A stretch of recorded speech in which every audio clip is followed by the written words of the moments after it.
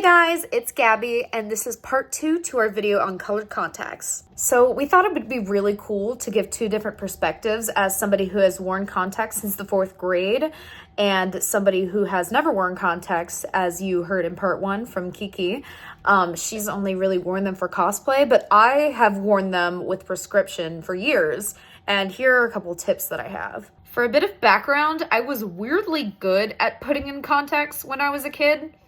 I don't know why. I think it was because I didn't want to wear my glasses that bad. I went to the optometrist and it took me like less than 30 minutes to put in a pair of contacts for the first time, which is apparently insane, but I had gotten used to it in like literally days. So I have a completely different experience than she does. And you may think it's a bit harder for me to find colored contacts with prescriptions since I am someone who cannot see and Kira is someone who is, but actually, Unique So and Pinky Paradise are both two companies that I really recommend when it comes to getting prescription contacts because they are trustworthy and they tell you all the instructions very clearly on how to take the solution out, put in new solution, be able to be safe with these contacts in because, you know, putting things in your eye from a company that you've never used before is a little bit scary. And if you have two different eye prescriptions, you can also get the same colored contacts, but with two different prescriptions. At least I know you can with Unique So, because they are the contact brand that I most typically go to.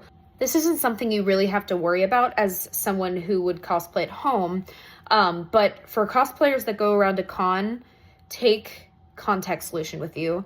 And if you wear contacts that are not colored, outside of colored contacts, bring those with you to cons and bring the case for the old colored contacts too. That might sound like a lot, but you can get one of the tiny airport ones like this and just like pop it in your bag. It is a lifesaver, especially if you get really uncomfortable with wearing contacts for a long time. I personally do not, but with colored contacts, it is a very different story. It can be very hard to keep them in for a long time, especially if you're walking around a con and it's really sunny out during the day. I have definitely had issues in the past, and my friends at Spotlight Cosplays can attest to this. I have had problems in the past where I cannot take pictures outside because it is burning my eyes to be in the sun. But I think one of the only reasons that specifically happened is because I was not paying attention to the expiration dates. This is the most important part of the video.